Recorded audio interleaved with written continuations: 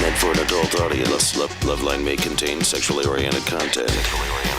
Listener discretion is advised. LoveLine with Adam Carolla and Dr. Drew. Hey, everybody. It's LoveLine. I'm Adam. That's Dr. Drew. Phone number 1-800-LOVE-191. Dr. Drew, board-certified physician, addiction medicine specialist. Sully and Shannon here tonight from Godsmack. Tickled pink to see you again.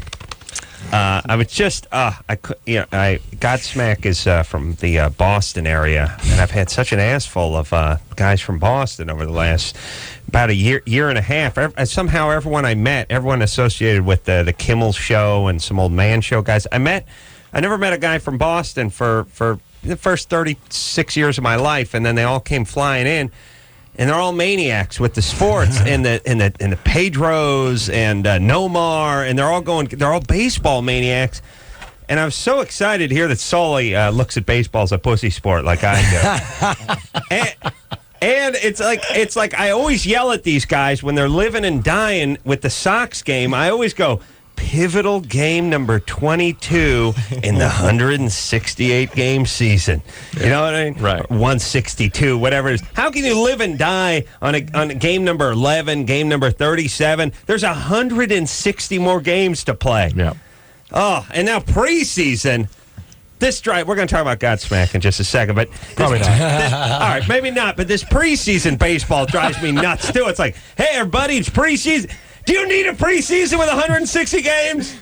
How much warming up you got to do? Like, you got to, hey, we're running a marathon later today. How about we run a 10K before on the way? Now, How about you carry me to the starting line? And then they wonder why their elbows blow out and all that stuff. Yeah, how many games you got to get in before the 160-something games you're about to play over the next 4 years? I'm definitely guilty of being excited last year, though, because I really thought the Sox were going to go to the World Series. I'm with you. I was sucked in. Everyone I knew was drawn, of course, the Boston guys. And then it's a train. I'll tell you, New England fans are fanatics about everything. Yeah. They are diehard people. Yeah. Pats fans, forget it. I mean, there's literally guys slamming their heads off the cement walls going into a Patriots game. I know. Somebody's going to have to send some team of sociologists out to the New England area to figure out what's going on. These are the guys that created Lexington and Concord. Do you remember a while back, too, they banned Monday Night Football in New England. Yeah. They would not show Foxborough Stadium because people would, they would literally grab the cameras and, stick it on their butts and, pull their pants down and throw them the finger and whatever, and they shut it off for a while. I just like the guys that are listening to the AM radio because the Dodgers are playing the Mets over at Vero Beach, and it's like preseason baseball, everybody. Could anything count less? Could anything be slower? Is there any? Shouldn't you just take a Quaalude at this point and just lie down in a coffin? At least 6 minutes of action packed into those 3 hours. Yeah, it's always like, whoa. My buddy TC right now is flipping out. He's the hugest baseball fan. Lasorda's heading down. He's heading out to the mound. He wants to talk about it. It's preseason. It's preseason. They're down 11 runs. It's the fifth inning. He wants to talk about it. There's no contact, The only time it's exciting is when there's a fight and they run out of the dugouts with their baseball bats. And even then, they always do that sort of wussy fight where you try to keep your head far away. And you always know that slapping each other. It's always that wuss fight when you try to keep your arm out as far as you can and your head back as far as you can from your hand. Yeah. Someone's got to teach these guys to fight. All right, Godsmack, everybody. Playing, by the way, speaking of sports, at the Forum this Friday and Saturday, which is a large venue, by the way. Nice. 17505, as Chick Hearn used to say. Chick Hearn used to say. Chick Hearn, a legend. A legend. And there's a couple good things about him dying, though. One, well, not good. I mean, it's good. It's too bad. No, I enjoyed it when Magic Johnson was eulogizing him. Yeah. And instead of bringing up Cardinal Mahoney, he called him Colonel Mahoney. I like to bring out Colonel Mahoney. It was called him Colonel Mahoney. This guy had his own talk show. He's calling him Colonel Mahoney. I was driving my car laughing like a maniac listening to Colonel Mahoney. Chick was amazing. Then we're getting to Godsmack because we got to do some plugging here. But Chick Hearns was one of these guys. My only beef with Chick Hearns is he had this streak of like 5 billion Laker games called, but at the end he was sickly, he wasn't feeling good, but he didn't want to break his streak, so they would wheel him out. He'd be like, Shaq makes the tip, and then they'd wheel him back home, and he'd get back in his bed, and they'd hook up an IV to him, and it'd be like, hey, the streak's still alive. And I'd be like, look, if you never missed a day of work, but you just showed up once in a while, vomited into the boss's trash can, then turned around and went home again, it doesn't count. That doesn't really count. That's the essence of the streak, Drew, is to not a technicality. Not you showing up, waving at everyone, and then going back home and getting on the defibrillator. It's you actually doing your job, right? Yeah. Yeah, I mean, God bless Chick Hearn, the greatest that ever lived. But come on, the streak was over. The streak's over when you can't put in a night. Anyway, the forum has 17,500 seats. 17,500 seats. That's right. And all of them will have an ass in them. I guess probably more because they put them on the floor too when there's a Rocks concert, right? Well, don't put pressure on the band, Drew. That's a pretty big. That's a big draw. Yeah, legendary forum. For you guys, it's nothing but a lot of history out here. You know, the Lakers. No, it's something for us, especially playing with Metallica. These guys are like our childhood heroes. Oh, really? Oh, yeah. Yeah, what? Definitely. We've never had Metallica in here, have we, Drew? I've run into them a time or two, and they're fun. You should said stuff. Yeah, tell them we'll have them up. Let's get Metallica. Yeah. Tell them we'll have them up. They're the gods of heavy metal. If they're interested in coming out. All right. Oh, yeah. This is Metallica. There you go. All right. What else? All right, we're going to hear something off the Acoustic CD, which is coming out in about a week and a half on the 16th. Or maybe that's 2 weeks on the 16th. What the hell's the date today? 5th. A week and a half. 4th. Very cool. Why Acoustic? I don't know. Just I guess musicians always dabble around with different styles of music, and we've had so many great songs acoustically that just weren't ever quite right for the Godsmack full-length album because it's always been such heavy rock, and so we just decided to put these ideas down, and we were going to take a vacation because we had been touring for 4.5 years at the time, and and we were going to go to Hawaii as a band because we had never done that.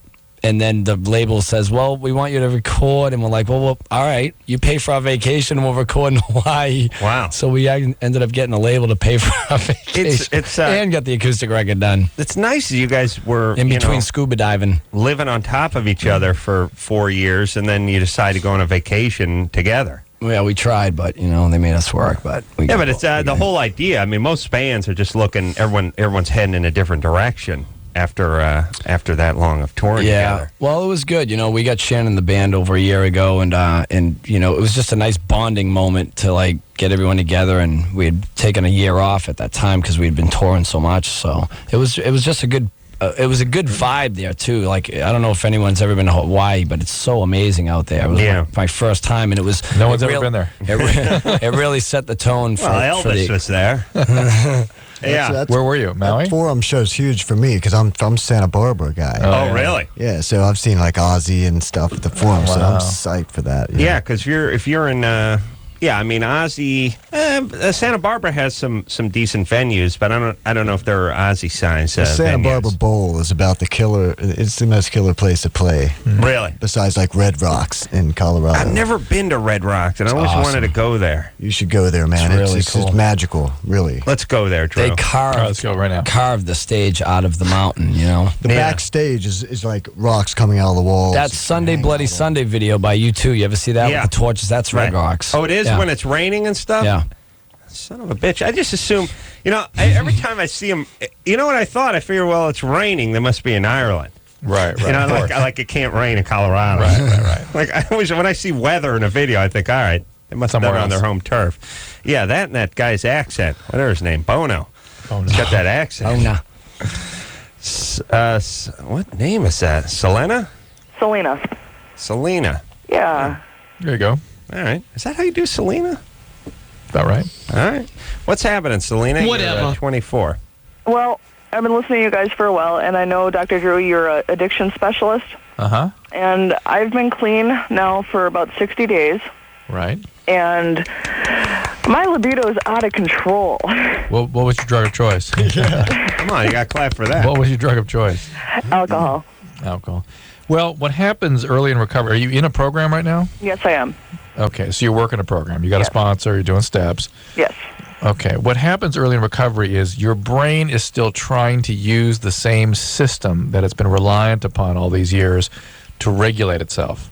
So when you have unpleasant feelings, when you're dealing with things in recovery, your brain doesn't know any other way to deal with that other than using this reward system that you've been saturating with alcohol. I'm really horny. And the way now you can also activate that is with thrill. Thrill things like sex, gambling, shopping, eating, extreme sports. I combine all of those. What do you call that? I don't know. It's like I'm doubling down. I'm getting a hand job. I'm eating a hoagie. It's crazy. That I got like a big 6-foot sub under my sandwich. I got a hand on my. As long as you don't eat the wrong hoagie. But be careful, son. Dramatic relationships, all sex is really all part of the addictive process. And it's also, if you indulge in those sorts of behaviors, you're missing an opportunity to have the feelings that are coming up behind all that. Because really, recovery is about learning to have feelings again and regulate them in the context of a dyadic experience with your sponsor. Dyadic. The interpersonal experience. Yeah. And so just kind of talk about it, think about it, but don't act on it, okay? All right. I'm saying okay for it. Yeah, a lot of people get sober and then they get into like skydiving and extreme snowboarding. But early in recovery, it's treacherous. Stuff, right? Yeah, early in recovery, that's treacherous. Why? Because that's when the brain is really driving them. The motivational priorities are screwed up from the biology, and it's driving them to do extreme things that they wouldn't otherwise do. No. I see a lot of people do that, and read books. It's almost like transferring from one addiction to the next, too.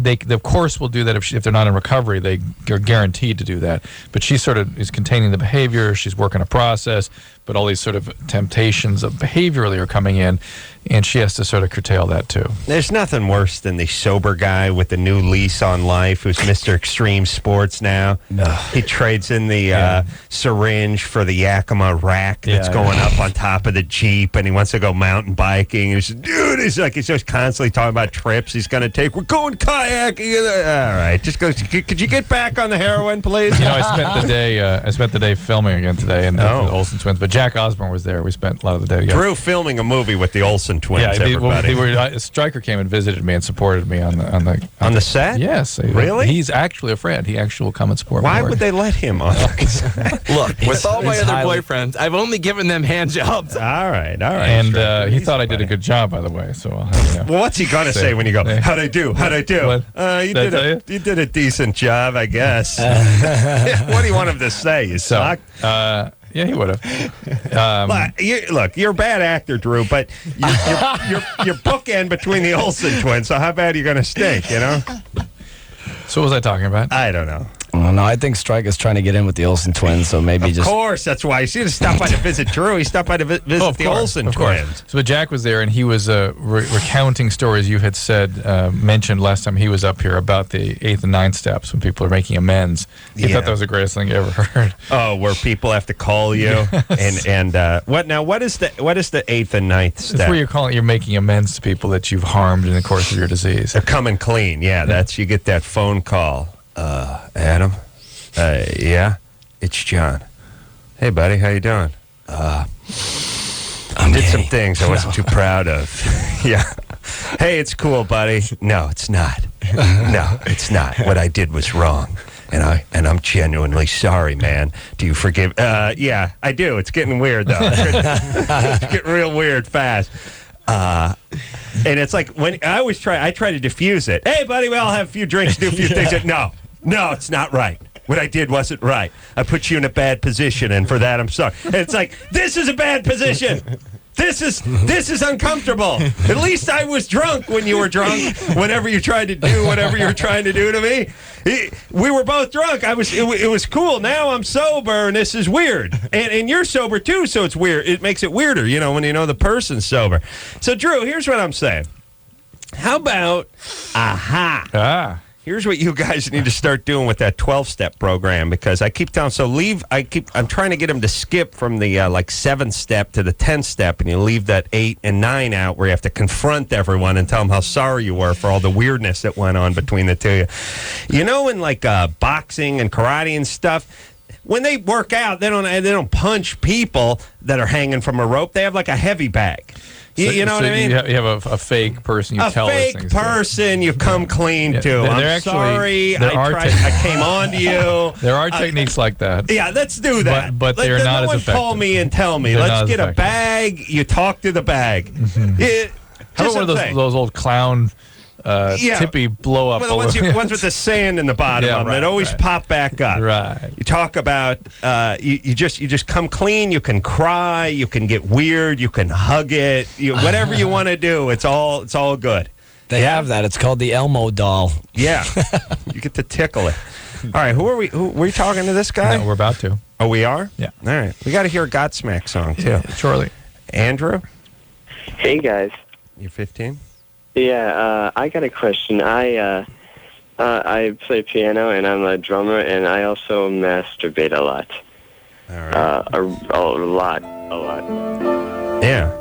Well, I mean, if it would seem difficult to fit the piano and the drums in your busy beating schedule. You know, I mean, like, aren't your hands busy, or do you do that thing? You do that thing like where you're beating off and playing the piano. Like someone was showing me this the other day. They were talking about the great keyboarders of the 80s where they would get the two keyboards and they'd put one over here and one over here, and they'd be rocking and playing it as far away from each other as they could. Right. You know what I mean? Yeah, so everyone knew how hard they were rocking because they're like, I was like, why don't they just put them next to each other? They're playing chopsticks in one hand. Yeah, they were playing all the way. That's a good rocking 80s move. Godsmack, you guys got to get in that thing where you put the dueling pianos. Get a keyboard on one end. The one guy plays them, but he's all splayed out, you know? Yeah. Sure, I was thinking about that. Andrew? Yeah. All right, so you're beating off how many times a day? I would say probably 2 or 3. Not too much, but I was diagnosed with tendinitis, and I was wondering if carpal tunnel syndrome and stuff like that could arise from like a combination of all three. I mean, not simultaneously. Well, carpal tunnel. Hold on, this is bogus. Yeah, carpal tunnel is different than tendinitis, but. So what? You went in? You have like a beater's wrist or jacker's palm, or what do they call that? What's the doctor call that? Spanker's lament. What? Spanker's lament. All right, listen, Andrew's full of crap. No, like you're 15. I don't know what your hands got in it, but I'm 39 now and just starting to feel the effects of the frequent constant masturbation. That's 30. It's fatigue from the piano. Wouldn't you agree it's probably from the drumming? Yeah, I bet it can happen from drumming for sure. And I'll tell you, the piano too, man. I've been playing a lot of piano recently, and your hands get really tight. You get cramps in your wrists. You get really sore palms. And well, but if you spread the keyboards out far enough, I don't know what he's doing when he's masturbating, but I think it would be some pretty brutal scene if his hands are hurting from it. I think your genital area will be a little bit more sensitive than your hand. Tendinitis through here real commonly by the thumb and. It's tough when you have to, when you're done being off, you have to bend your fingers like pipe cleaners from around your dork. You know what I mean? Just, it's that tough, like an old boxer. Yeah. All right. Yeah, it should be a little thicker than your drumstick, dude, probably. You're right. That's a good point. That's good. Is that true, Drew? Well, for most people, yeah, for most people. That's very upsetting. All right, let's hear a song from Godsmack. That's How good. about that? Huh? Yeah, good times. Yeah? Chris, feeling good? All right. This song is called Running Blind.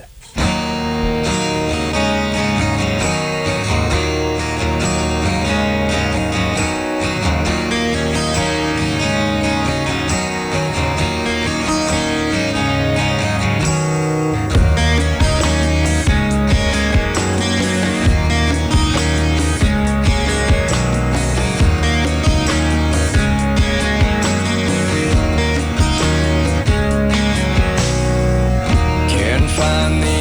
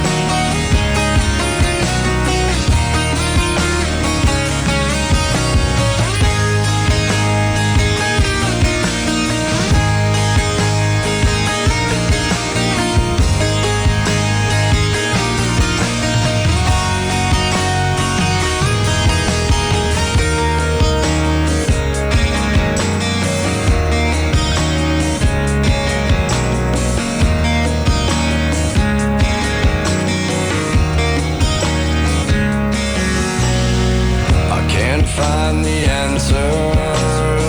I've been crawling on my knees, looking for anything to keep me from drowning. I'm running blind, running blind,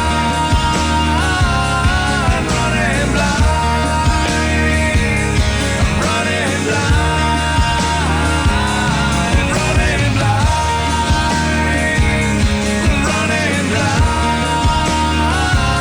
blind, running blind, running blind. I'm running Little Godsmack for you. The haunting sounds of Godsmack.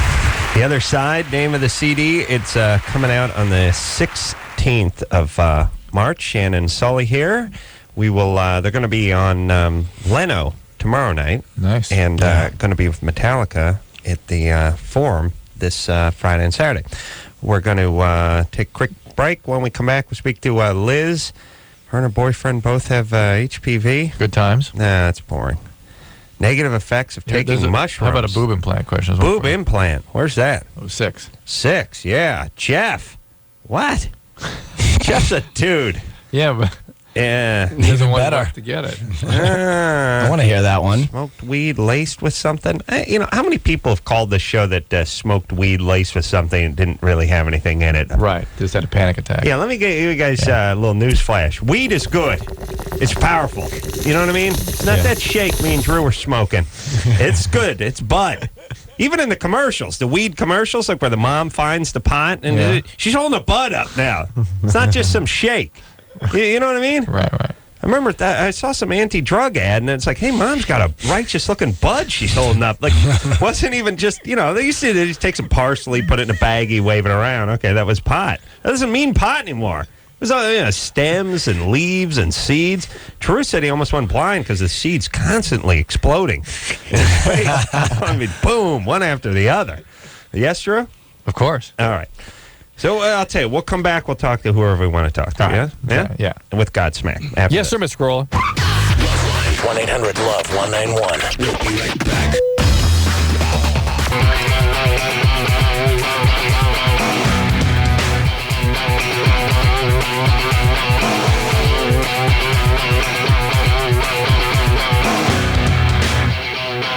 Hey, everybody. It's LoveLine. I'm Adam. That's Dr. Drew. Just got the nice countdown from Engineer Anderson. 3, 2, 1, go. And then the music cut out. That was weird. That's all right. They were talking, and I was trying to give you time, and then they shut up, and then I put you on. Thanks, buddy. Good times. Look, here's what I love about radio. And Drew, how many times have I said this? The show starts at 10, it ends at midnight, and we get paid.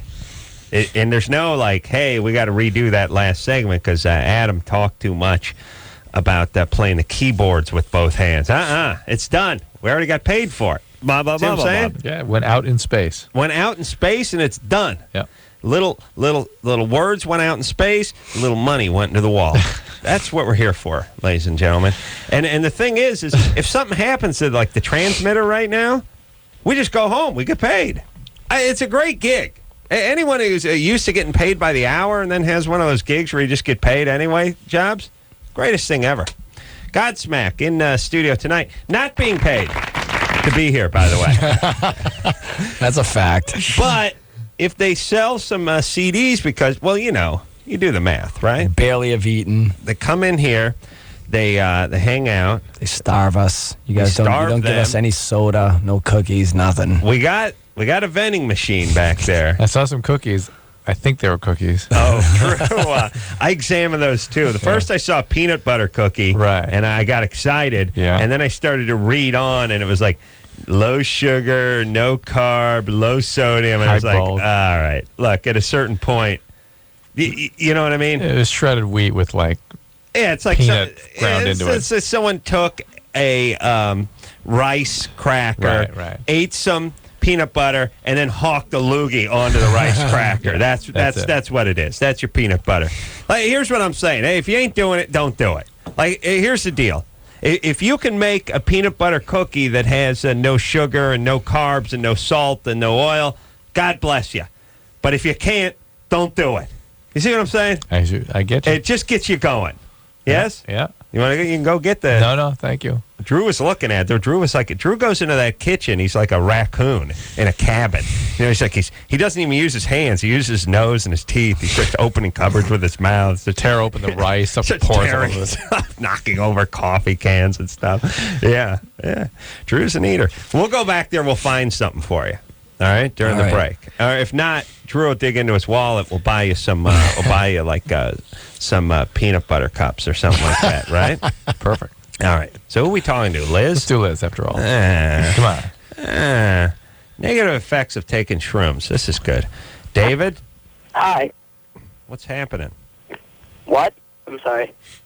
You want to know? Is one of the effects. You better trust me, Adam. You better trust me. Oh, shut up. Negative effects of taking shrooms. That's your question? Have you taken shrooms? Yeah. And what were the negative effects? Do you have any? No, I enjoyed them fine, but I wanted to know what they're doing in my body. So.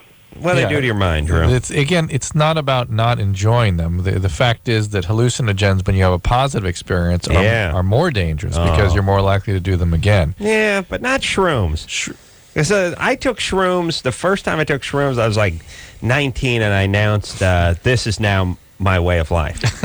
Mushrooms? Yeah, I'm going to move on to some sort of shroom kibbutz, and I'm just going to shroom all day. I'm just stare at my hand all day. And 8 years later, I think I tried them again. You know what I mean? Yeah. It's hard for you to motivate to do things. It's hard to get going with shrooms. It's hard to get momentum with them. They're good time, but it's like they don't have any momentum. You know what shrooms are like? Shrooms, they're like fish and chips. You eat some fish and chips, you go, wow, man, this is good stuff. What am I doing? I should be eating this more. Oh, man, with the tartar sauce and the lemon, this is great. Fast forward 9 years, you haven't eaten them. What's up? You see them? Yeah, I see. I'm going to do some shrooms and some fish and chips and like just one to day. catch up. Yeah. Well, David, the thinking is, although I've not seen a lot of or much significant psychiatric or biological effects from mushrooms, generally speaking, hallucinogens have brain damaging influences, and so we see typically chronic depressions, anxiety attacks. Nobody does enough shrooms really, and I think that's basically the case. People don't do enough of them for us to commonly see the problems. Yeah. So, David, maybe if you do enough, Drew can study you. Yeah, I've done like once a month, like 7 times. So. Yeah. Shannon has a pretty interesting outlook on tripping in general. Shannon, what do you got? I think that like everybody should have to trip once. Yeah. Everyone. I agree. Definitely. And I wish that my parents would have. You know, you look at the trees breathing, the bricks are breathing. You know, everything's alive. Drew's the man, so he doesn't understand. Plus, Drew's wound so tight that if he ever came undone, it would be a disaster. And unravel all over the place. It would be a bird's nest of emotions and feelings and stuff. It would be a disaster. It would be a disaster, and Drew can't afford that. Drew's like an armature, you know what I mean? He's got your copper wire around him real tight, and if you just snip it, it's going to come. You just stumbled onto $1 million idea right there. You should write a movie about that.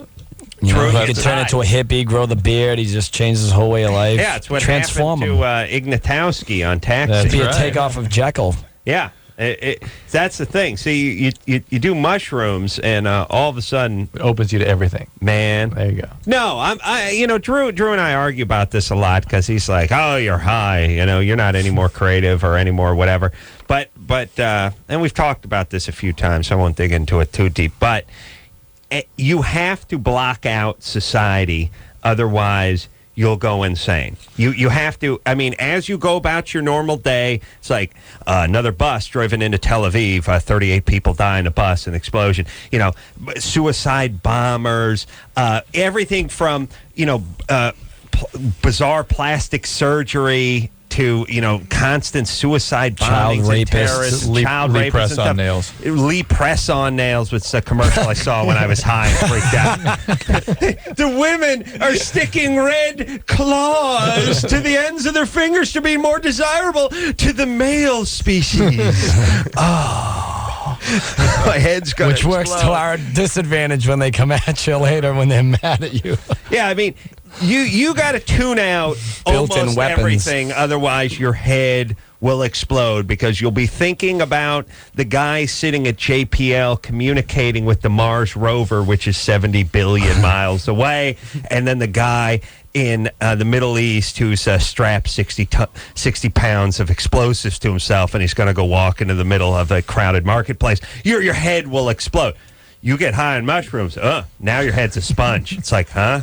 Now all of a sudden you're looking at this stuff that you never thought about. And let me tell you something, too, by the way. If you do that, you realize we're nuts. We are crazy. And we just push it, just keep moving. We just keep moving forward with it. You have to. Otherwise, your head, you'll sit down, you'll stop where you stand, and you'll start crying if you just start thinking about all this stuff. I have a question for you about hallucinogenics and mushrooms and that kind of thing. Is everything that alters your consciousness or whatever to a certain degree actually destroying brain cells that gets you to that place? No, not everything. Yeah. Even something as natural as, like, say, mushrooms in comparison to ecstasy or whatever, which is a bunch of garbage. As you get into the funguses and the mushrooms, you get into more and more dangerous and potentially life-threatening chemicals. I mean, Amanita phalloides will kill you instantly. So just because that's a black nature chick Drew went to high school just because nature created these plants with chemicals to protect the plants to kill you so you won't eat them, or to hurt your brain so you won't go back and eat that plant again. I mean, that's why nature put why nature put those chemicals on the plant. Right. So what actually is getting you high, though? Is it your brain cells deteriorating? No, it's they're overfiring certain chemicals.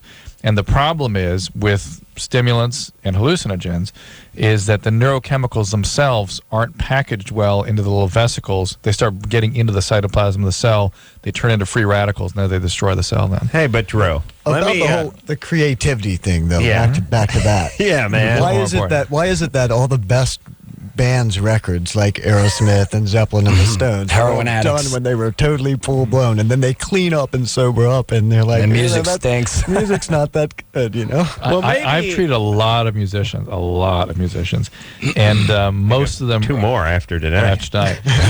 Really, you're really just talking about them being younger and better. Because believe me, when people are younger and sober, they're much more productive and great. And they look back and they go, "Oh my God, I've been wasted all this time." True. I've been through that with many musicians, and all the while they're fearful that they're not going to be creative. They get on the other side of it, and they're like, "Holy Christ! Thank God I cleaned up." Yeah. But look at Hasselhoff. He's a sober musician. You know what I mean? You do got to factor that in. The Hasselhoff That dude factor. couldn't have done a drug in his life, man. This guy probably not so much as smoked a cigarette and listen to music he's cranking out. You know what I'm saying, Drew? I want you to think about that long and hard. Here's what I think about the band thing is I do agree with Drew, though I hate to, is they get together, they start to get popular, they get deeper into their drugs, and right about the time they're at full flight with their drugs, it's about the time they're coming together as a band. Right. So I think it's just coincidental timing-wise. And I've treated a lot of them. They get sober, do some of their best stuff, and then relapse. And then people go, "See, they were on drugs," but no, they just were sober when they were creating stuff. Relapsed on the other side of it. Liz, Yeah. you're 20. Yes, I am. So you and your boyfriend both have warts? No, we don't have the kind that causes warts, and this is kind of how it happened. I'm under the impression that you can't tell that guys, there's a certain strain of HPV that guys have that you can't tell that they have it. You're confused. All HPV can or can't cause warts in certain individuals. So Well, I have all the type HPV that's could potentially. precancerous. What's that? I have the type that's precancerous. Right. There is all wart virus. It all can cause warts, but on some people you don't see the warts.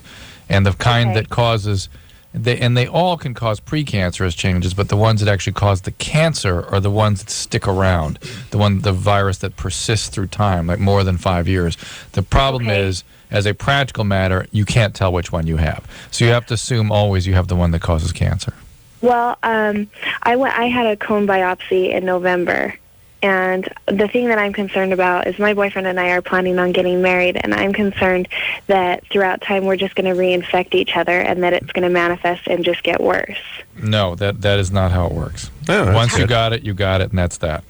And so it won't. All right. There you go.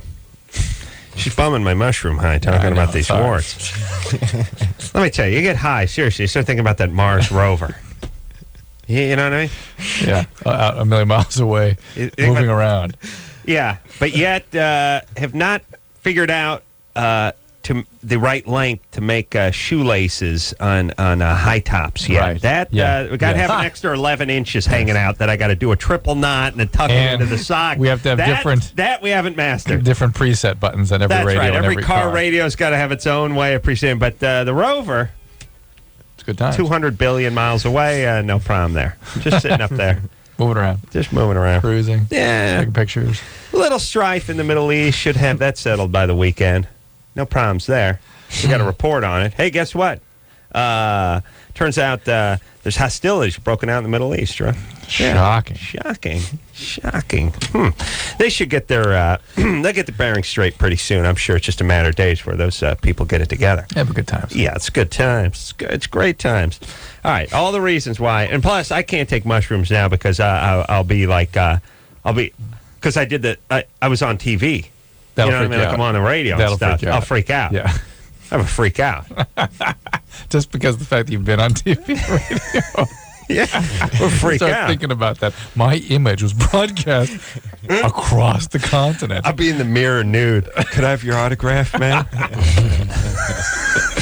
All right, Godsmack is here.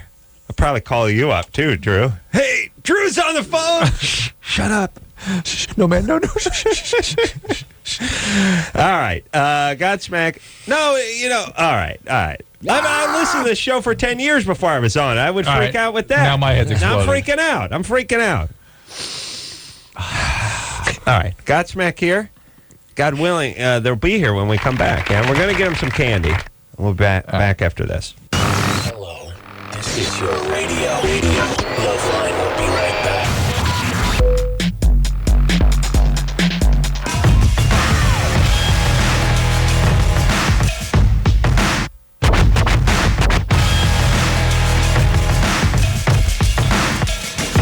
Hey, everybody. It's LoveLine.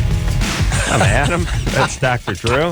It's We're laughing Thursday. because we can't hear the intro music and we don't know when we're on or we're not on. Though we do it here. We occasionally hear parts of Anderson's countdown. There he is. This is good. All righty. Well, Godsmack is in town tonight. Sully and Shannon, both here. I know this, I don't know, it may sound as a question's been asked, but is the only guys from Boston area have the Sully name? They don't have any Sullys out here. And is it Sullivan? Is it short for anything? Where does Sully come from? It usually is short for Sullivan, and It it's is. Irish. But Right. I'm not a Sullivan. My first name's Salvatore, And you just and so I that's was what nicknamed Sully since I was a kid. I don't know what. I think I was nicknamed after an uncle of an uncle's friend, or you know how Italians are. You got to stick their name in everything. And Right. my father has like 17 middle names, so Right. Yeah, I know. I'm Italian. Yeah, there's that's Dickie from the Bostons, everybody. Yeah, everyone knows a Sully from the Boston, Mass area, but they don't seem to reside in California. We didn't really have any Sullys. We got like Hildagos and stuff like that. We got a lot of Mexicans. We don't really have any Irish. Well, there's, gotta out mix them in. here, there's no European ethnicity. Right. Yeah. Well, what do we got? We have. We don't have any Europeans. Yeah, we got. We have Europeans, but they're not ethnic. We got they don't identify themselves. That's right. Yeah. They're just whitey. Yeah. Right. And then we got Mexicans, and we got fair amount of Asians, and then we got just the kooky ones. Midwesterners. I don't even know what it is. Well, the Johnny Quest. We got the Johnny Quest villain nationality. Like, not sure what you are, but I know it's bad. That's and you know one thing about Los Angeles. Here's how you know you have to move. We got a little everything in Los Angeles. We got a little Ethiopia you can drive through on the way home, Drew. Isn't Ethiopia Little Ethiopia, by the way? Don't they already have one? It's called Ethiopia. They got a building higher than 3 stories. That's a Little Ethiopia. Everyone's sitting in the dirt eating. That's Little Ethiopia. Do we need a littler one? Like, it's really having a Little Ethiopia is like having the world's crappiest amusement park on the other side of the country and then opening one here, calling it Junior. Really? You got a sucky cesspool over on the other side of the world over there? We got to open a smaller one here? Why don't we pick a good one? The point is, we got a little everything, no Little Italy. That's all you need. What's up with that? No Little There's Italy. another $1 million idea. No. Open up some Italian Let me tell you restaurants. something, when I'm in charge- nothing here European. No, it's all. You know what? You're right. I never found a good Italian restaurant around here. He's got one. Here's what we Adam's got. got one. Yeah, I'll give you a Good Mexican. No, we got yeah. a good Italian. Good Italian. Good Italian, yeah. All right, You have here's to hook me up. Here's the thing. Here's the two things. When I'm in charge, here's what we do: Little Italy and bullet train to Vegas. Those, and we raise the speed limit. Those are the three things I focus on. Amalfi. That's the Italian place. I got a part ownership in it. It's fantastic. It's right there. You get all these great ideas, man. You won't even need a talk show anymore if you stop putting these things out. Execution is Bullet not, train to Vegas is huge. execution is not Adam's strong suit. I'm going to take that idea. No, listen. Look, some people are doers. I'm talkers. You're creative. Yeah. Yeah. Your creative time. Well, Yeah. you think Da Vinci went out and made every single one of those inventions he thought up? No, he left that to the Goyim. Not even Jewish. I know the Goyim need to do it. Steven? Yeah. You're 19? Yeah, hi.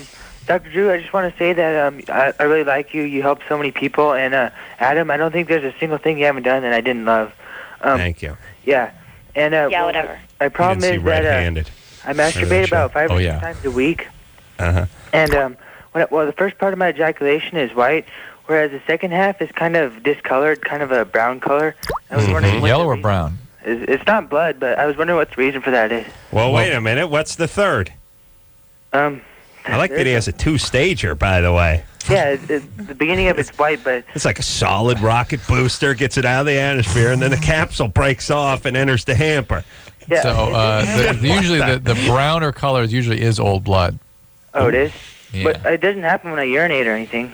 No, it's from semen. It's just in the semen. And it's not that bad a thing, right? No, it's not that big a deal usually. Do I have to go Why to the not? doctor or something? Or? Not a bad idea. Just get checked out. But the vast majority of blood in the semen or brown semen ends up being nothing. It is, Vast however, majority. uncomfortable when he has to draw a sample. Drew's been through that procedure many times. Not many times, but I've been through it. Yeah. For a fertility campaign. Do you have to, if you got some blood in your semen and you're going to the doctor, you gotta draw a sample? No. No? Imagine if women had to draw up a sample. They could never do it. It's true. Like imagine, guys are so crazy. It's like, guy come walking in, it's 8:45 in the morning, he's wearing a suit, he's got his tie on and stuff. It's like, here's a magazine and a graduated cylinder. I'm going to need you step inside that phone booth there and beat off real quick for me, and then just slap it back on it. Not even slap back, it's hand it across to the Asian tech. Slide the thing open, hand it to the Asian tech, and you're on your way. Imagine telling a woman, like it's like 9 in the morning, hey, sweetie, I'm going to need you to peel off a big O before you head into the office. Here you go. Here's a Playgirl. Here's a Sports Illustrated. Impossible. No, they look at you like, what the... I can't. I need it. Someone's got to light a candle. I got to draw a bath. What time is it? It's not even near. Morning's not my time. Not my time. This is how you know that guys are totally... The guy's like, hey, what? You need some semen? There you go. Oh, you wanted me to wait till I went in the room? Well, you should have said, listen, when you handed me the cup, I just assumed that, well, look, the point is I'm running late. I got to get to a funeral. My family died in a fiery car crash yesterday. So I'm grieving pretty good. There's another. There's a little something for the side. There's a little extra. Well, just you got it for next time. All right, so you cool? Or I'll do another one real quick. Like I said, we're putting the bodies, we're putting the kids in the ground. I got to hustle up. If you want me to stop by and squeeze one off on the way back, or where's the video? Show me the video. There, we're good. All right, we gotta go. All right, Godsmack is here. Just saying, smack. All right, Godsmack's here. We'll take a quick break. We'll be right back. All right, guys, here's the deal. Looking to hook up? Call the Dateline. Sick of wasting time with the wrong person? Call the Dateline. One call's all you need to make. Call the Dateline. 1-877-889-DATE. You know what I'm saying out there? Adam and Dr. Drew will be right back on LoveLine. LoveLine. LoveLine. LoveLine. LoveLine.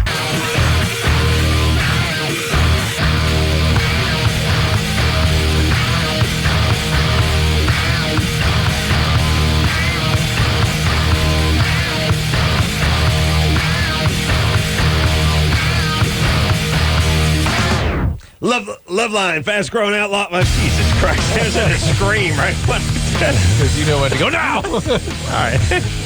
All right, Anderson, now we got to do it again.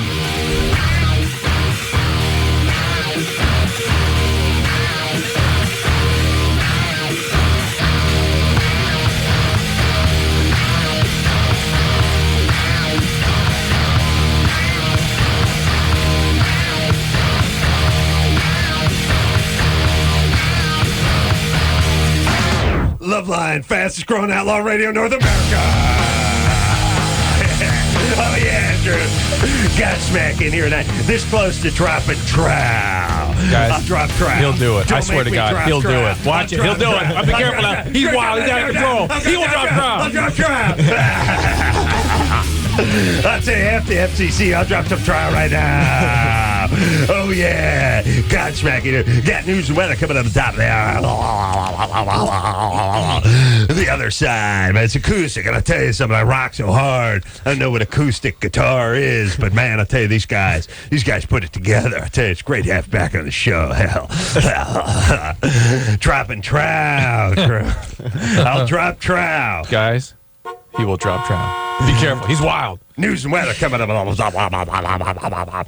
That's right, man. I'm going to do a morning show called Dropping Trow with Ace Rockola. Blah, blah, blah.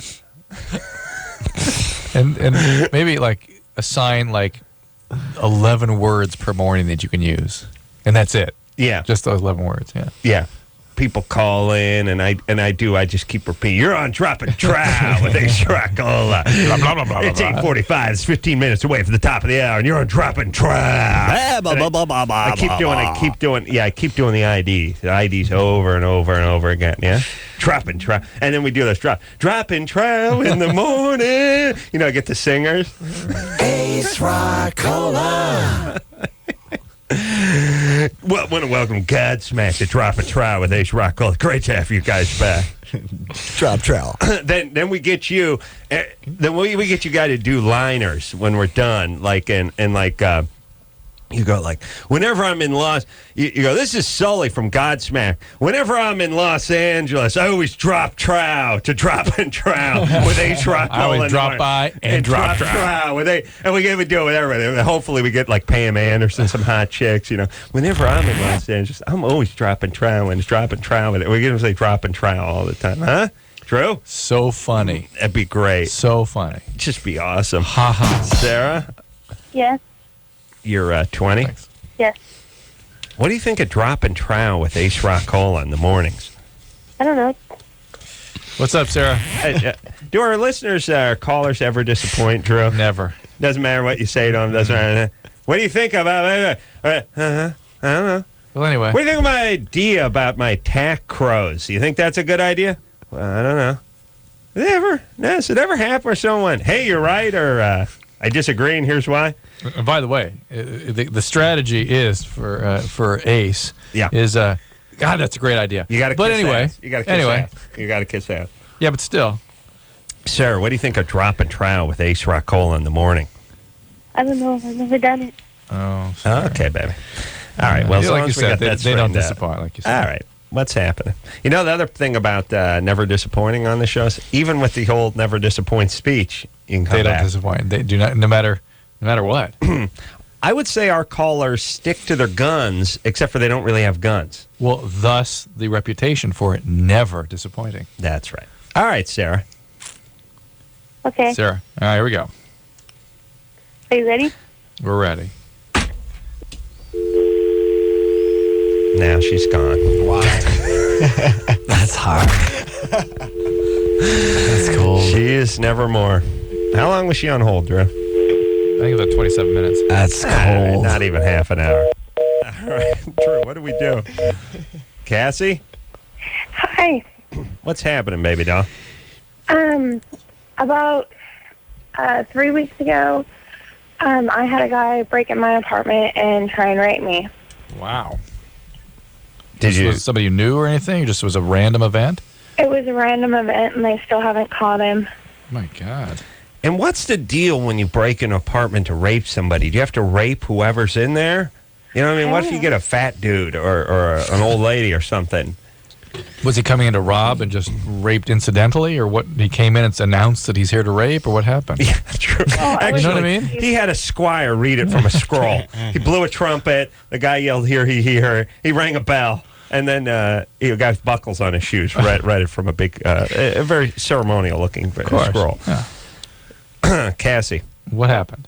Do you think, or did the cops think that the guy was like staking out the place, seeing there was a young, attractive girl living there, or something like that? They said there's a tendency that they do that. So he could have been watching me for God only knows how long. All right. And do you live alone? Yes, I'm a full-time high school student living on my own. Ooh. Wow. Wow. Yeah. Well, hold on a second. How'd that happen?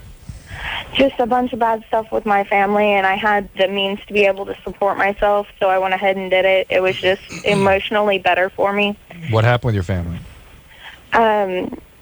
Just the fact that my dad wasn't showing up, and my dad and my stepmom were arguing all the time, and my dad was drinking again, and I just couldn't take it anymore. Where'd you get the money to move out? My mother died when I was 8, and I get $571 in Social Security money every month. Wow. Man. Why'd your mom die? What happened to my mom? Yeah. She got cirrhosis of the liver. She was an alcoholic. Mm-hmm. Fantastic. Wow, it sounds like a horrible family. How does the $571 come in, though? Like, does your mom have some sort of pension from her Social work Security. or something? It's Social Security money. I'm still... Honest. Wait a minute. Why am I... What? Who? She was... Wait. Before your mom became an alcoholic, was she a drug addict? Yes, she was before I was born. Yes, there we go. Because to have cirrhosis at that age means she had hepatitis C, probably. Right? I guess so. And then she was disabled from all of this, and that's how she got on Social Security, and then the child keeps it going. You see? No, my mother, before she was disabled, she wasn't drawing Social Security then. I know, but she was disabled, and that's why she went under Social Security. That's how Cassie got it. All right, well, hold on a second. You know, I know Cassie got assaulted and has had all these horrible things happen to her. I still don't understand why she's getting paid. I mean, wouldn't that stop when you were 18, by the way? Not because I'm a full-time high school student. I get to reapply until I graduate. As long as she maintains full-time student status. All right. To me, it's, look, if you're 26 and you're junior in high school, you're out. You know what I'm saying? Yeah. Well, I'm sure there's restrictions like that, all right. but I'm not. All right, so your mom passed away, and then even though you were living with your dad and your stepmom, you were able to get this. Were you getting this money all throughout? Yes, I was, but my dad put it in an account, and he ended up spending it all because he got himself in a debt again. All right, hold on a second. What do we got to do with this government? Yeah. You know, the dad socks the money away that we're giving him, the $500 whatever, because the junkie mom killed herself, and now this guy just spends it all on booze, or gambling debts or whatever. What's going on? Yeah. I mean, listen, I'm not. I feel bad for Cassie and everything, but how's this work? You know what I'm saying? Mm-hmm. No one else outraged? Mm-hmm. Okay. All right, Cassie. Yes. So now you're living on your own because your dad's back into the booze, got a horrible stepmom, and a guy broke in, but now what happened? He tried to rape me and didn't accomplish it and left, and I called the cops, and they have absolutely no leads. So you just woke up and he was on top of you? Yes. This is why. Did he come in through your bedroom or another part? Through my bedroom window. And you didn't hear him coming in? You didn't hear him come in? No, I'm a real heavy sleeper because, of course, I grew up in the ghetto, in the projects, and there's always sirens at all hours of night. And had you had other rapes in the past? No. Never been raped before. How'd you get him off you? He got up on his own will. I was so scared. I was afraid if I did anything, he would kill me. So I figured that, as long, let him do what he has to do. It's the only way I could live through it. Okay, so you froze. Yes. Okay, a freeze reaction means previous abuse. That's what that means. Yeah, what happened in the past? You're good, My dad used to get violent when he was drunk, but that's And eventually that scared you. You learned how to. You sort of got freeze reactions from that, huh? Yeah. Okay. And this was the window locked and stuff? Did the guy break something? Apparently, the locks on the window were turned, but they weren't catching where they were supposed to catch. So he just slid the window open? Yes. All right. Well, yeah, you got to put a stick in there, you know? Well, I'm not in that apartment anymore. They moved me to a second-floor apartment. Good. Oh, that's good. All right. But you're obviously... Well, tell the person who lives under you to put a stick in there, because now they're in the rape unit. Right. I'm not sure if they call it rape unit. I think they moved I'm not a landlord. I would probably leave rape. I'd just call it, Unit G, not rape unit G. You know what I mean? Yeah. That's what you're going to do. Yeah. Maybe keep a stick behind your door, too. Yeah. That's not such a bad idea. All right, so... With a knife under my pillow now. Cass, you had Would've been a gun if it was me. horrible, horrible life thus far. But the good news is you didn't get raped. Yes, And you got $519 a month. And you're going to be graduating high school soon? Yes, I'm going to be graduating May 22nd. All right. And then, do you have any friends? Yes, I do. I have quite a few friends. After you graduate, you should move out with one of them. I actually have one of my friends is moving into the apartment I'm living in now. A male or a female? Split rent after graduation, because right now he lives about 50 miles away in Bumfuck. Oh. She dropped the F word on there. Yeah. But by the way, he moving in with her, going to be a bad guy. Yeah. She's going to select a bad guy to move in with her. Let me give this tip to everybody. Beside locking their windows, put the little barrel bolt on the door, especially as a young lady, because you will wake up with drunken roommate dudes standing over the bed at some point in the relationship. You know what I mean? Yeah. Or we've always heard these stories of the guy. I woke up, the guy was standing at the foot of the bed. Shadowy figure that broke in through the kitchen window, kind of thing. Right. Put that little barrel bolt on the door. It works good. Or not even those little ones that flip. What are those? It's like a little hinge. Yeah, that one. That's okay too. Just anything. Those things are always a mess, though. Yeah. Whatever you want. I mean, here's the deal. It's not going to stop the Hulk crazed junkie from kicking the thing in, but it's definitely you're not going to wake up and have someone standing at the foot of your bed. It's, $3 at the True Value Hardware store. Put that little lock. How come no one talks about this? I'm the only guy who's ever thought of this. Lock the goddamn door. Plus, you can beat off with peace of mind. You understand? Now you've just swayed the whole male population to this idea. I squeezed one off with my maid over the other day. And that's... that's confidence. That's with the VCR going. That's pride and confidence. Yeah, but that's mainly confidence. It's I know this is pathetic, but when the maid, I squeezed one off with the maid over, and again, if the door wasn't locked, it couldn't be done. It would have been a disaster. Potential disaster. The point is... Well, you would have taken forever because you were worrying about it. Then it would have been a disaster. No. She wouldn't have barged in on me, but I couldn't have focused. Right. Do you see what I'm saying? Yeah. See, I like that element of danger. She might walk in, so I'll leave the door unlocked purposely.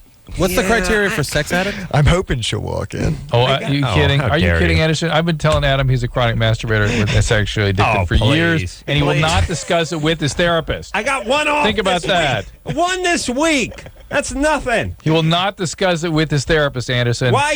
What do you think? Humiliate the man. Why don't you pay your therapist to listen to the show? Maybe you can get some progress. Oh. Why don't I pay you to run the show and not talk on it? You don't pay me. That's why I said, why don't I? All right, shut up, Anderson. One beat this week does not a sex addict make, Drew. How dare you? Yeah. Here's the problem, though. I'll tell you the real problem. Cleanup. That's the real problem, because the hamper's empty because she's taking it downstairs into the basement there, and I got nothing. And I, no give myself... socks? I got the sock, but what do I do with it now? Now it's the lone crusty sock that's sitting on the, This may be shocking to you, but how about toilet paper? Paper towel. Or bypass the paper, go directly into the toilet. Oh, man, no, that means getting up. Can ruin the moment. I do it on my knees. That's movement. Paper towel, man, lay it right on the Paper towel. towel's You and nice, Shannon are one of a kind. Have two, The toilet? one mind here. You both give the universal sign when you're talking about it. Shannon, You can do like a bass player and just stand in the corner. Yeah. It's good to be versatile. It's good to be able to do it the kneel in front of the toilet. It's good standing in the shower, on the bed.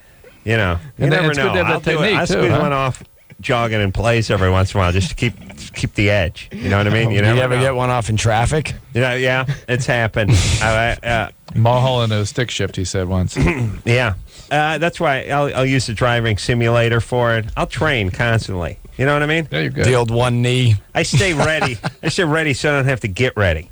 You see what I'm saying, Drew? Yeah. Yeah. You might, yeah. See, because Drew, when that terrorist attack hits and you got to beat off and you're not ready, don't come crying to me. Don't come crying to me. Yeah? Yeah. Yeah. That's right. I'm beating off in the car. I'm in the shower. I'm on the run. I'm boarding up windows and beating off. I'm on the move. Just bring that up with your therapist. Just touch on it. How Just dare mention you, it. Drew. Just bring it up. Sorry, no big deal. No big deal. So once a week. No problem. I got one this week. One or two this week. We got to move forward, Drew. Yeah. This show's not about us. Yeah. It's about the idiots that call the show. All right? Leanna, Yeah? you're 16? Yeah. First of all, I just want to tell you that I love you guys, and I fall asleep to you guys every single day, every single night, and Thank you. I just love you guys. Thanks, and, okay, so I met this guy 2 years ago at camp, and, we've kept in touch throughout the year, and we talk on the phone almost every night. Hang on. 2 years ago? Yeah. So you didn't see him this last summer? No. I met him 2 years ago, but I saw him last summer. At camp? And the last time I saw him was Valentine's Day. We got together for that. Where does he live? Oh, he lives in Vermont. Ooh, and you're in Chicago? Yeah. What kind of camp were you guys at? It was like a Zionist camp kind of thing. Yeah. Mm-hmm. Wow. That's Anyway, a Jew camp? So, I was thinking, haven't the Jews had enough trouble with the camps? You know what I mean? Like, it seemed like that's something they would want to avoid. Hey, it's back to the camps, Moisha. Yeah. Let me give the camps a break for a couple more years. We get a little bad taste in our mouth about the camp. You know what I mean? It's funny. Jewish camps are big. It's big business, and you just think, really? That would just. It's like blacks. We want to get you on these party ships where we chain you together, put you in the hall, and sail you. You know what I mean? This is something like we pick some cotton, everybody. Got cotton picking camp. Come on, blacks. Come on. It doesn't seem like camp. Just I don't know. Yeah, maybe it's just me. As I'm very sensitive to the plight of all men. Yes, I've always thought especially my own. Yeah. Every time I hear the Jewish camp thing, I picture the train pulling in. Yeah. All right, Leanne. So what's the deal? Okay. Well, so we talk really often, and so when I saw him at Valentine's, I completely fell in love with him, and I really thought that he felt the same way. He told me that he loved me, and I was positive that he did. Mm-hmm. And then, I knew that he was like a flirty kind of guy, but then when I saw him at Valentine's Day, it was at like a convention. And he was flirting with all the other girls, and I didn't really think too much what kind of it. convention was it at? What do you mean? Well, you said it was at a convention. Oh, yeah. Well, the camp is run by, like, a youth group. Mm-hmm. So the youth group has conventions and, like, activities throughout the year also. Oh. All right. So it was just one of those. So Anyway. you saw him at a convention, and now he didn't seem to pay attention to Well, you? kind of. I mean, like, since... Or is it he had other girls taking his attention? No, he was flirty, but it was like a joke. Like, he was like, oh, I'm just kidding, and, I like you the best, and if I tell the girls that I love them, I'm just... Like, I love them like friends, and I love you for real. And then, okay. Well, hold on a second. Yeah. The guy lives in Vermont, right? Yeah. Are they allow Jews in Vermont now, Drew? Camps. Okay. Leanna? Mm-hmm. Man, he's in Vermont. You're 16. You're in Chicago. I think you just find a nice guy in Chicago, right? See, the thing is that I'm so close with him that I feel weird when I'm with other guys. Like, I still flirt with other guys, but I've never really had a real boyfriend, and I think it. Are you still talking to this guy every night? Well, not every night, but at least 2 or 3 times a week. And the thing is, since the convention, like, I I've only spoken to him like twice since Valentine's Day, really, and he keeps on making up excuses like, "Oh, I forgot to call you." All right, he's reeling it in. Yeah. Do you think I'm just reading too much into it, or is he just being like a teenager? You're not reading enough into it. You're not reading enough into it. It's over. Yeah. You think? Absolutely. Yeah. Sorry, baby doll. Oh. I know it's sad. Yeah. But it you know needs to happen. Needs to happen. Here's the thing. You were 14 when you met him. You're Jewish, right? Yeah. All right. So that means you're smart. I hate to say it, but the Jews are really superior. Intellectually, they're superior to the rest of us. Okay. They just are. They're smarter. Let's face it. All right. Now, so you can understand more so than our normal 16-year-old Goyim calls the show that this is over. And even though you're going to feel some pain, it's for the best.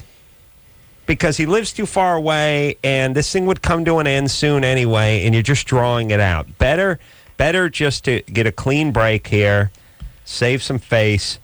Don't call him. Leanna, the idea that being in love is going to sustain is fantasy. How many married couples do you know met when they were 14? 0. That's right. 0. Because if they met when they were 14 and got married, they got divorced very quickly. Right. 15 or 16. That's right, by 17. Right. Or the fact that people had girlfriends, boyfriends when they were teenagers. Yeah. They concluded, and then they fled. But this is good. Adult This is what you're supposed to do. It's a mitzvah. You're supposed to meet some guy. It's a mitzvah. It's a mitzvah. You're supposed to meet him at the old bowling alley. The old bowling alley. Hang out for a little while, and then move on. That's good. And as far as he goes, his head should grow in the ground like an onion. Yes. Yes, Drew? Yes. And his teeth should fall out. And in its place, hair should grow. All right, so we just put some good Jewish boxes on him for screwing with you. Godsmack is here. They know nothing about Judaism, by the way. I'm like an honorary Jew. I'm in. Yeah. I mean, Drew's half Jewish, so he's hip. My step-grandpa was Jewish, so and I know Adam's a what's going comedian, on. so you have to pretend you're Jewish. Right. Otherwise, they kick you out of show business, because that's what those people control. Yes, Drew? Yeah.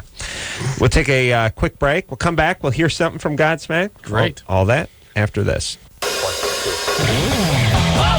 LoveLine will be right back. So get your problems ready.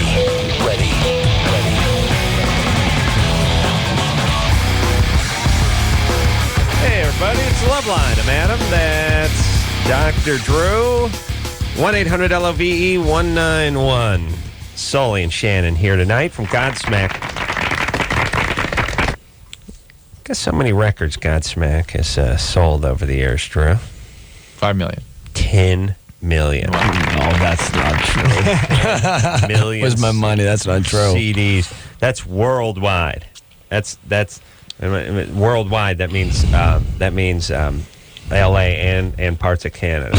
That's the whole world. You understand? Yeah. 10 million CDs. Let's talk to Alex, who's 19. Alex? Hey, how's it going? Good. What's happening? Not much. So, I have a band, and we've been playing together for 4 or 5 months, and we're still nameless. Who cares? That's right, who cares? But anyway, You're nameless? We're trying to come up with a name. Yeah. And I suggested Drop Trow, and they thought it was hilarious. That's a good band name. Yeah, Drop Trow. Yeah, so the screener's like, you gotta call it Dropping Trow, but I don't know, Drop Trow sounds kind of a little better. Well, I just signed a band called Dropbox. Oh, really? Yeah, I just started a record label called Realign Records off of Universal, and they're called Dropbox. Wow, maybe we could get them on a double bill with Drop and Trow. Maybe even a 7-inch split, Dropbox, Drop Trow, the split. Yeah. And what's he talking about? It's a 7-inch single that two bands will rent. Oh, they'll split it. Right. Wow. Drew, come on, get hip, would you, buddy? I can tell you everything. 7-inch split, you know what that was? That's a good name for a band. 7-inch split. Yeah. There you go. Hey, speaking of bands. Yeah. Aren't we going to listen to a song? No. Yeah, No, we're not going to do that. Yeah, come on. Hey, Alex. Yeah. Thanks there, buddy. Yeah, I like Drop Trow. Dropping Trow. I don't know. Who do you guys like? Drop Trow. Drop Trow. Okay. Or DT. Oh, yeah. You can abbreviate it if you think All right, it's that's good. DT. Yeah, DT. Yeah, Drop and Trow rocks. How'd you get your name? Yeah, and then when they say, like, they're... You got to think of the big arena chant. Drop, Trow, Drop. You know, if it's dropping, trout, it kind of ruins the vibe. Right, you're right. Drop. The lighters and stuff. Then the lights go down and the place goes nuts. And 2 syllables is always good. Yeah. And then he comes on and he yells. And he drops trial. I hear Chicago knows how to rock, but he hits rock really hard and everyone goes nuts and more drop trial. Yeah? Yeah. All right, let's see. All right, Drew. Come on, buddy. You know what? You're jealous. Am I? Of what? Of whatever I got. Okay? Yeah, dude. Yeah. All right. It takes a big man to admit it. Let's hear a little something from Godsmack. Is that yes? Yeah. All right. I got their second song written down here. What did I do with it, Drew? Did I put something on it? Here it is. This baby is called Realign. Here we go, boys.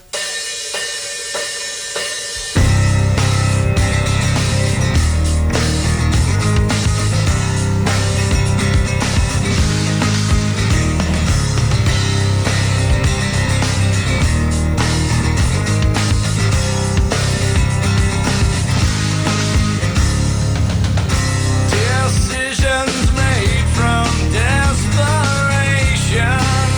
No way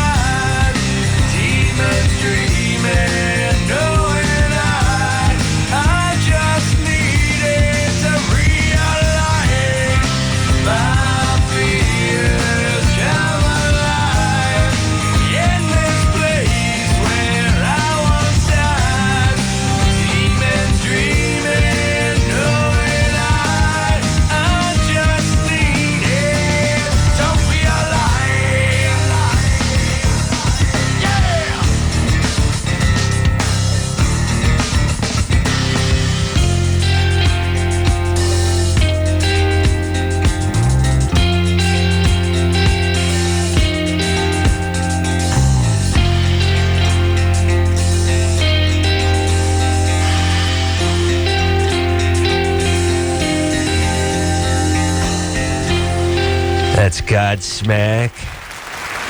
The Other Side, name of the CD, coming out in a couple of weeks, and you're listening to Droppin' Troun's Morning with Ace Rock. Call Godsmack. Who'd have stopped by the Droppin' Troun studio? Drew, what are you doing? Droppin' Trout Studios. That's funny. All right, let's... very nice sound, by the way, the acoustic sound. Thank you. Thanks. We will... are you going to do anything acoustic with not in front of a Metallica crowd. Oh, yeah. That's smart. How dare you? Yeah. That's like committing suicide on stage. It's a good point. All right. Carl? Yeah, hey. Hey, what's going on over there? Oh, sorry, I just listened to Blood, Sweat, and Tears, sorry. What are you listening to? Yeah. Whatever. Tears. Blood, Sweat, and Tears. And When I Die, that's one of my favorite songs. Smooth. And When I Die. We know what that song is. Oh. I've played it on this show a few times. I was getting into trouble. What's happening? My friend who wants to be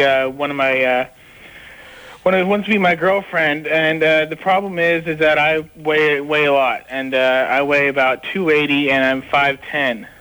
You're fat. Yeah. Drew, please. You know.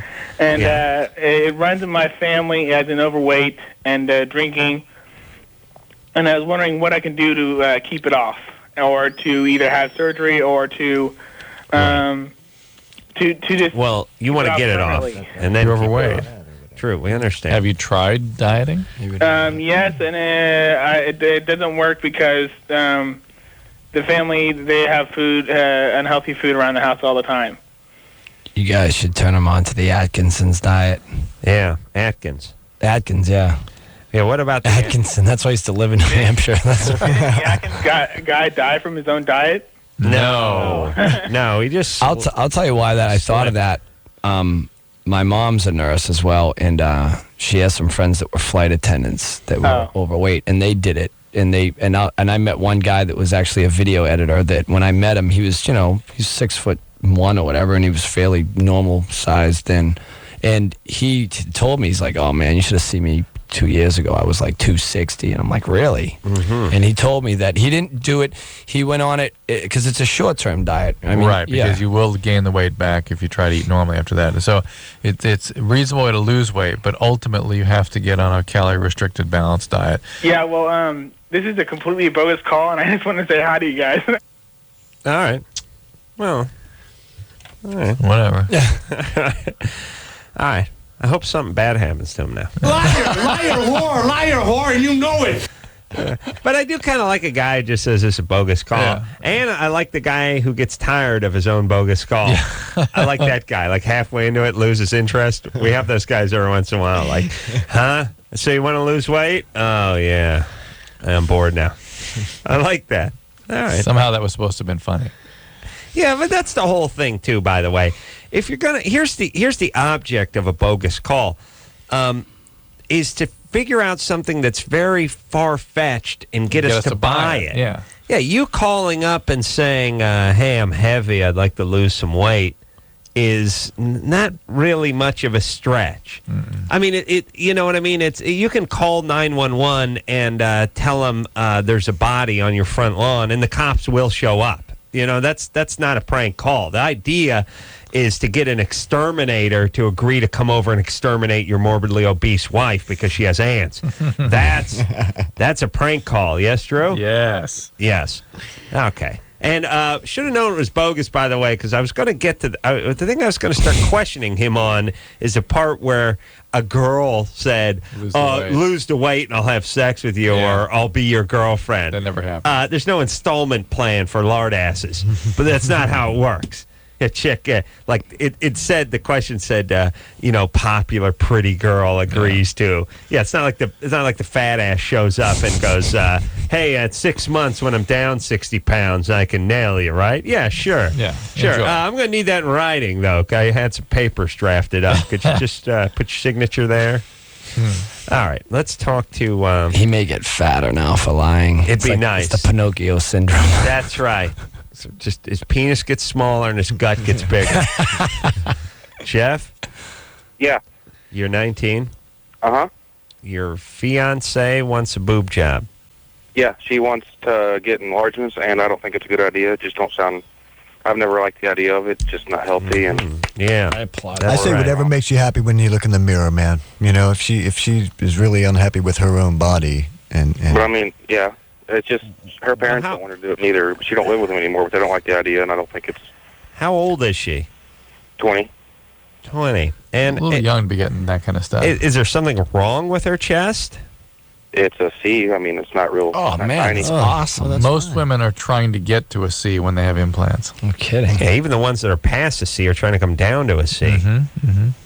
So that's bizarre that she's interested. Well, I mean, if she has some sort of shape problem, maybe that's something we could talk about. Halfway fag. She wants to get. She's not wanting to get them larger. She's wanting to make them raise. All right. Well, that is another issue, by the way, that you could have brought up half hour ago, Jeff. All right. I wouldn't care the difference. Well, what I'm saying is if you say, hey, I got a 20-year-old girlfriend, she's hot, she's a C cup, she wants to get a boob job, it's like, no. Yeah. If you say, well, she's got a kid and she's got a little shape problem and she's not feeling too good about herself in a bikini, that's another story. Yeah. Has she had any kids? No. Oh, okay.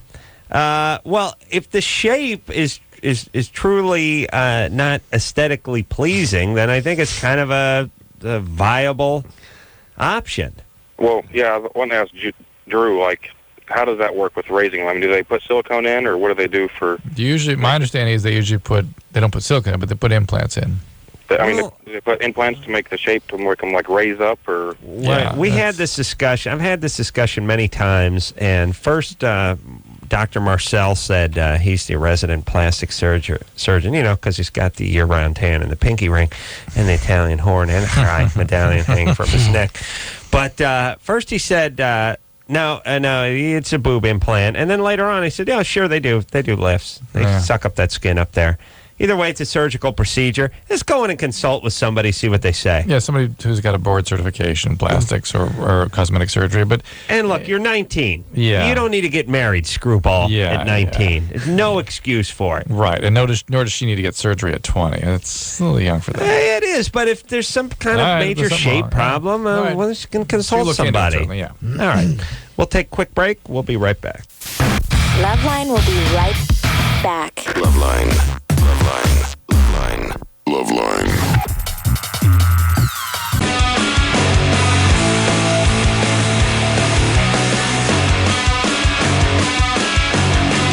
Yeah, this is my song, Drew. There you are. Picture the Ace Man walking in slow motion, entering the bar. All heads turn to see this handsome, strutting man is. This song's playing in his head. Jacket slung over the shoulder, leather, walking in slow motion, sliding the sunglasses down, hot chicks looking over their shoulder. Hot chicks looking over the shoulder, and then they hear in their heads the following. No, they hear the song I was hearing. No, they hear this one. No. This is what they're seeing. This is what they're seeing, the hot chicks. When they see you walking in with that members-only jacket slung over your shoulder. Yeah. Some guys at the pool table looking scared, you know what I mean? Like, oh man, hope he doesn't come this way and kick my ass. Yeah, slow motion walk. Hey, Adam, ask Godsmack. Never gets old. How Never they gets got old. their name. I know how they got their name. How? They got their name from a song from the Soundgarden. Where'd you get your name, guys? Close. Oh, our name. Yeah. Yeah, close. It's we were not even close. Yeah. I don't know. It said that somewhere. When we first started the band, we were doing a photo shoot one day that we had set up ourselves. We weren't signed yet, so we were paying for it. And the drummer came in a rehearsal that day, and he had a huge cold sore on his lip. And me being the wise guy that I am, I was just ranking on him all day, telling him he shouldn't be kissing other men and blah, blah, blah. And he didn't say anything, you know. He just kind of took it like a man. And then the next day I came to rehearsal and I had this huge cold sore on my lip in the same spot. And my guitar player said, see, God just smacked you for making fun of him. Oh, so okay. It was kind of redefined as like instant karma, you know. But initially it was Alice in Chains that had a song that inspired, I see. Because it says here the band is named after an Alice in Chains. I knew it was one of those Portland Yeah, we just kind of grungers, redefined it. You know, you make fun of someone for their hair falling out and your hair starts falling out. Yeah. That's a Godsmack. No, that's why I never have a negative thing to say about anybody. No, you never do. Except for the cards that call the show. Except for that. All right. Let's call, let's talk to Sherry, who's 22. Sherry, Hey, what's happening, baby doll? not much. What's your Hi. question? Yeah. Okay, I need help. All right. All right, I have 3 guys that like me, and they are all sweet, and they all have good morals, good goals, everything. So they're all clean? Sweet. What was that? Sweet. They're all sweet. How do you know these guys? How do I know them? Well, I go to school with them.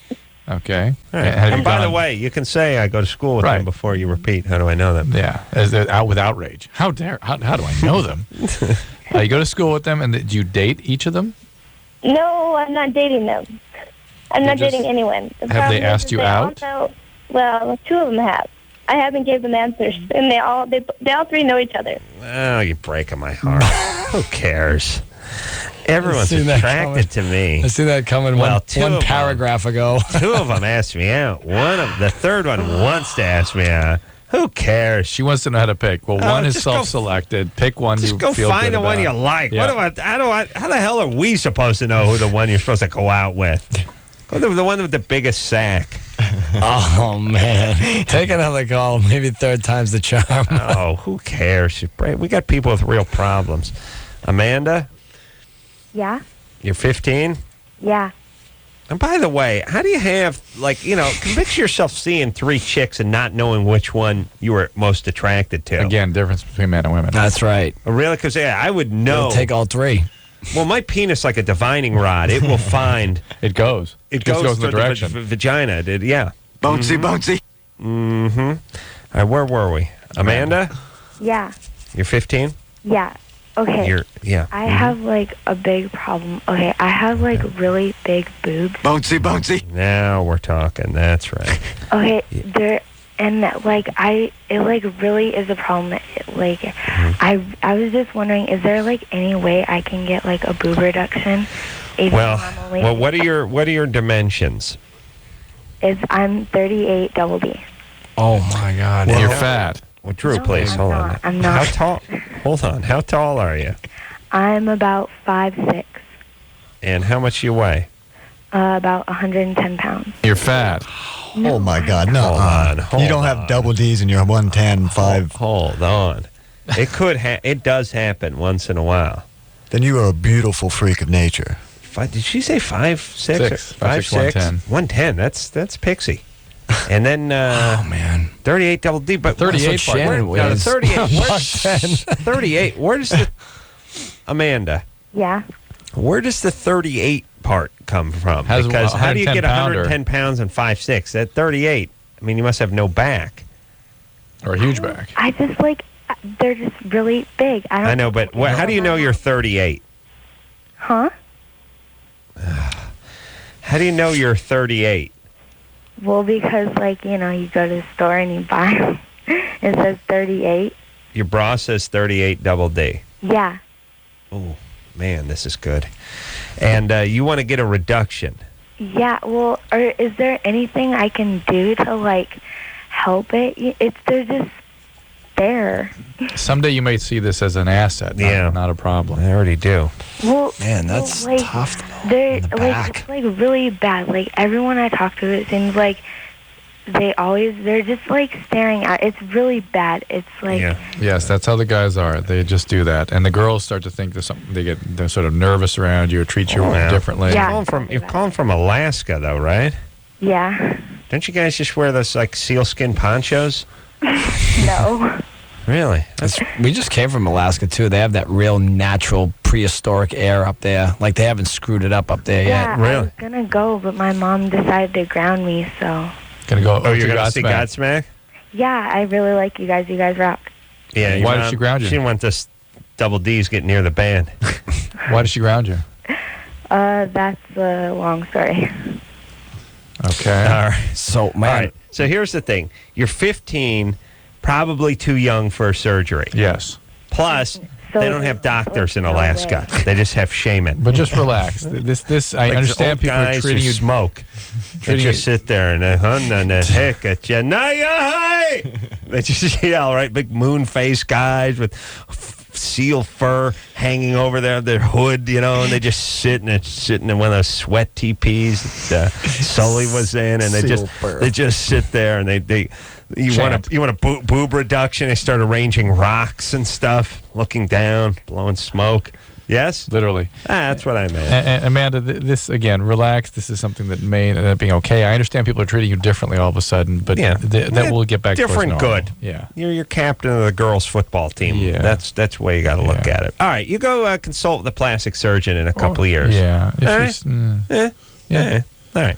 And then this is a mitzvah. Yes, Drew? Another mitzvah, yes. We'll take a quick break. We'll be right back. Okay, so I know there's nothing wrong with me. So what's up? So I was like you, and I used to think that these datelines were totally cheesy. Why can't I meet anybody? But I tried everything else and thought, what the hell? So I called the dateline and actually met a cool guy. I called the Dateline and I hooked up with some cool people. Believe it or not, other normal people are out there looking too. 877-889-DATE. 1-800-LOVE-191. We'll be right back.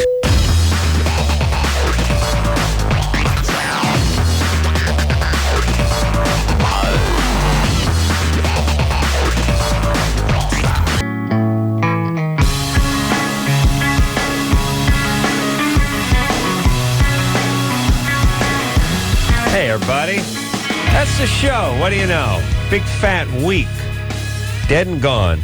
The Other Side, name of the CD, coming out from Godsmack in just a couple of about a week and a half. I want to thank Shannon and Sully for coming in here. Always a delight. Thank you. Thanks for having us, man. I want to also give some props to phone screener Brian for doing a fantastic job all week. Engineer Chris over here at the Mother Station. Junior producer Lauren for doing a fantabulous job. Telling us Godsmack was never on the radio show before and swearing by it. And producer Ann for booking great bands all week. And, of course, the magic fingered one, the Liberace of the potentiometers, Engineer Anderson.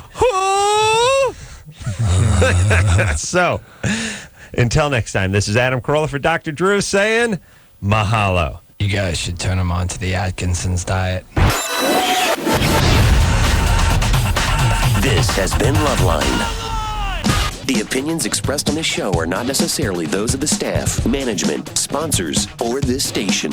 The producer for LoveLine is Ann Ingold. LoveLine is a presentation of Westwood One Entertainment.